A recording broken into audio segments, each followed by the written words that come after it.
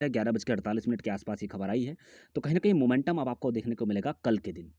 तो खबर क्या है? महिंद्रा इन्वेस्ट करने वाली है, लगभग 3000 करोड़ रुपए का इन्वेस्टमेंट होने वाला है महिंद्रा का। वो भी किसके ऊपर? इलेक्ट्रिक व्हीकल्स के बिज़नेस के अंदर।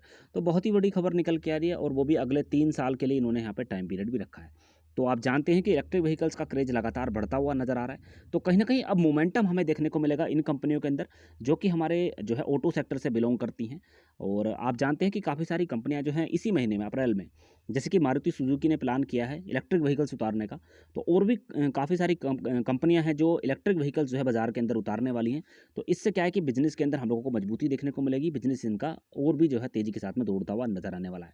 तो बहुत बड़ी खबर जो है कही जा सकती है, 3000 करोड़ रुपए का इन्वेस्टमेंट, काफ़ी बड़ा अमाउंट इस समय जो है निकल के आ रहा है और वो भी इलेक्ट्रिक व्हीकल्स के बिज़नेस के अंदर जो हम लोगों को दिखाई देने वाला है। कि सबसे पहले बात करते हैं कि कल का ट्रेड सेटअप किस तरीके से दिखाई दे रहा है। तो सबसे पहले तो आपको पिछले ट्रेडिंग सेशन को देख लेना चाहिए। 795 रुपये के आसपास ये ओपन हुआ था और उसके बाद में 801 रुपये तक के लेवल इसमें आपको ऊपर की तरफ देखने को मिले। गिरावट भी देखने को मिली थी 785 के आसपास, ही आप मान के चल सकते हैं। तो कहने का मतलब ये कि वोलेटाइल सेशन रहा था, ऊपर नीचे के दोनों तरफ के चार्ट पैटर्न आपको बनते हुए नजर आए हैं। 790 के आसपास आपको क्लोजिंग दिखाई दे रही है। अब क्लोजिंग भी आपको हल्की दिखाई दे रही है, कोई ज़्यादा गिरावट इसके अंदर हम लोगों को देखने को नहीं मिली है, अगर प्रीवियस डेज की क्लोजिंग देखने के आधार पर अगर आप आकलन करेंगे तो। अब दोस्तों अगर देखें तो डिलीवरी किस तरीके की उठती हुई नज़र आ रही है, तो लगभग 24.87% के आसपास डिलीवरी इसके अंदर उठती हुई नज़र आ रही है।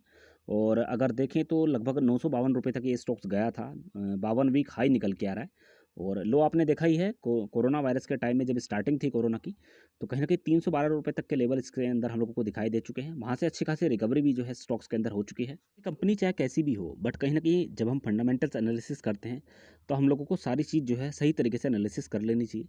पता चले हमने कोई ट्रेड ली और वो ट्रेड उल्टी पड़ गई किसी कारण से, तो हम जो है निकल भी पाएंगे या नहीं, कितने दिन तक हम लोगों को होल्ड करना पड़ सकता है। तो फिलहाल में दोस्तों एक एक करके सारी चीज़ों को सही तरीके से एनालिसिस कर लेते हैं। तो सबसे पहले मार्केट में वैल्यू किस तरीके की है, तो काफ़ी बड़ी ये कंपनी हम लोगों को दिखाई दे रही है। 98,380 करोड़ का मार्केट कैप दिखाई दे रहा है। बट इसके अंदर एक वीक पॉइंट भी हम लोगों को दिखाई दे रहा है, वो मैं आपके सामने रखना चाहूँगा। तो कंपनी के ऊपर लगभग 3000 करोड़ का कर्जा भी दिखाई दे रहा है। तो कहने का मतलब ये है कि 98,000 करोड़ की कंपनी है, तो 3000 करोड़ का कर्जा है, तो कहीं ना कहीं मैनेज हो जाएगा। बट इसके अंदर एक वीक पॉइंट और हम लोगों को दिखाई दे रहा है, वो है अर्निंग पर शेयर का, जो कि इस समय हम लोगों को नेगेटिव में जाता हुआ दिखाई दे रहा है। दूसरी बात यह है कि कंपनी के सेल्स पिछले साल की अगर बात करते हैं तो लगभग 15% की गिरावट हमें इसके अंदर दिखाई दे रही है। प्रॉफिट की बात करते हैं तो लगभग 3.25% से ज़्यादा की तेजी इसके अंदर हम लोगों को दिखाई दे रही है। रिटर्न ऑन इक्विटी की बात करते हैं तो पॉजिटिव दिखाई दे रहा है, आरओसी की बात करते हैं तो पॉजिटिव दिखाई दे रहा है। प्रमोटर्स की अगर होल्डिंग की बात करें तो लगभग 20% के आसपास इनके शेयर्स इसके अंदर हम लोगों को दिखाई दे रहे हैं। अब अगर देखें तो कंपनी के पास में लगभग 4236 करोड़ से ज़्यादा का कैश भी दिखाई दे रहा है। तो वैसे तो बहुत ही बेहतरीन ये कंपनी अब तक हमें दिखाई दे रही है। देखिए पिछले एक साल के दौरान जो कुछ भी हुआ है, ओवरऑल देखें तो अच्छे खासे रिटर्न हम लोगों के जरूर बनते हुए नजर आए हैं। बट अगर वैल्यूएशन चार्ट की बात करें तो जिस तरीके से इसके अंदर हम लोगों को उछाल देखने को मिला था, वापस से गिरावट देखने को मिली है। अब अगर सेक्टर की बात करें तो दूसरे नंबर पे ये कंपनी हम लोगों को दिखाई दे रही है मारुति सुजुकी के बाद में। इसके बाद में हिंदुस्तान मोटर्स का नंबर आता है। तो मारुति सुजुकी जो कंपनी है उसका मार्केट कैप जो है काफ़ी बड़ा है, लगभग 2 लाख करोड़ से भी ज़्यादा की कंपनी हम लोगों को दिखाई दे रही है। उसके बाद में लगभग 98,000 करोड़ के आसपास महिंद्रा एंड महिंद्रा का नंबर आता है। अब बात करते हैं दोस्तों सेल्स की। तो देखिए सेल्स का चार्ट आपको लगातार ऊपर की तरफ ही मूव करता हुआ नज़र आ रहा था।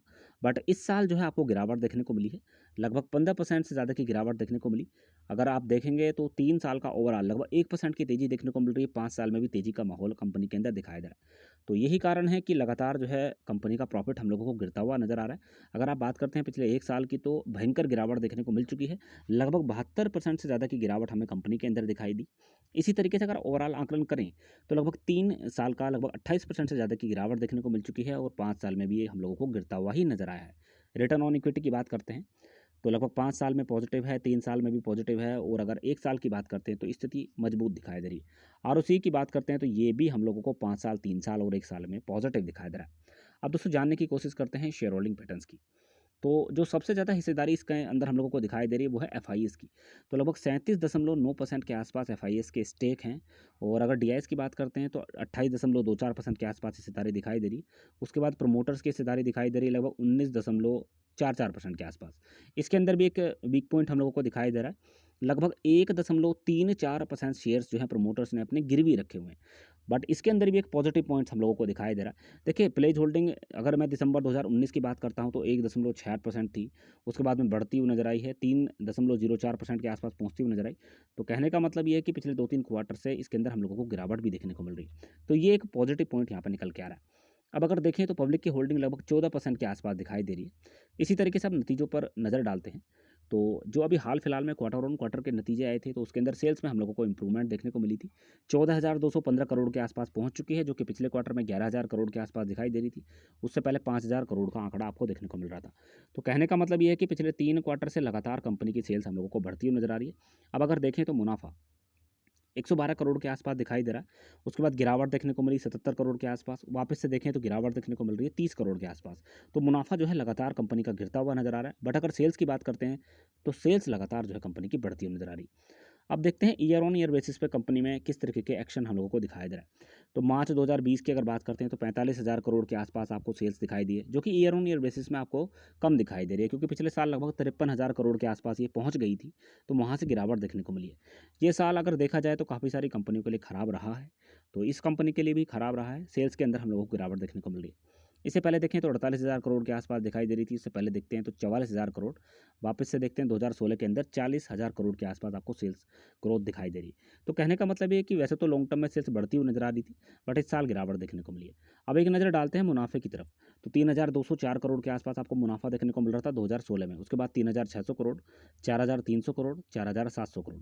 तो कहने का मतलब ये है कि पिछले 4 सालों में अगर मैं बात करता हूँ 16, 17, 18, 19, 4 साल में मुनाफा बढ़ा है। बट अगर 2020 की बात करते हैं तो इस साल मुनाफा हम लोगों को गिरता हुआ नजर आया। तो ओवरऑल देखें तो कंपनी बेहतरीन है, बट इस साल जो है कमजोरी देखने को मिली है। और अब आप जानते हैं कि Q4 के नंबर आने वाले हैं, तो कहीं ना कहीं एक एक्शन जो है हमें इस कंपनी के अंदर वापस से देखने को मिल सकता है। अब दोस्तों नज़र डालते हैं कि क्या कंपनी हम लोगों को डिविडेंड दे रही है या नहीं। तो बिल्कुल ये कंपनी हम लोगों को लगातार डिविडेंड प्रोवाइड कराती हुई नज़र आ रही है। 2016, 17, 18, 19, 20 लगातार ये कंपनी हम लोगों को डिविडेंड दे रही है। 2020 के अंदर 47% का डिविडेंड जो है कंपनी ने डिक्लेयर किया था। उससे पहले लगभग 170% का डिविडेंड दे चुकी है, 150% का, 260% का, 240% का। तो बहुत ही बेहतरीन ये कंपनी अब तक हमें दिखाई दे रही है। अब देख लेते हैं कि बोनस शेयर्स का ऐलान हुआ है या नहीं हुआ है। तो बोनस शेयर्स दिए हैं 1/1 रेशो का, एक शेयर पर एक शेयर इसमें आपको मिला है 2017 के अंदर। इसी तरीके से अगर राइट इशू की बात करते हैं तो कोई राइट इशू नहीं आया है। स्प्लिट की बात करते हैं तो ये स्टॉक जो है अभी तक स्प्लिट नहीं हुआ है। तो ओवरऑल देखें तो बहुत ही बेहतरीन ये कंपनी हम लोगों को दिखाई दे रही है। बट कहीं ना कहीं जब हम खरीदारी करते हैं तो हम लोग जो है हमेशा ऊपर के बारे में ही सोचते हैं कि स्टॉक ऊपर चला जाएगा तो हम लोगों का मुनाफा हो जाएगा। तो इसलिए यही हम लोग जो है मार खा जाते हैं। इसलिए आपको ऊपर की तैयारी करके बिल्कुल भी नहीं चलना है। आपको सिर्फ तैयारी करके चलनी है नीचे की। और जितने कम से कम आपके स्टॉक्स होंगे उतनी जो है जीत आपकी होने वाली है।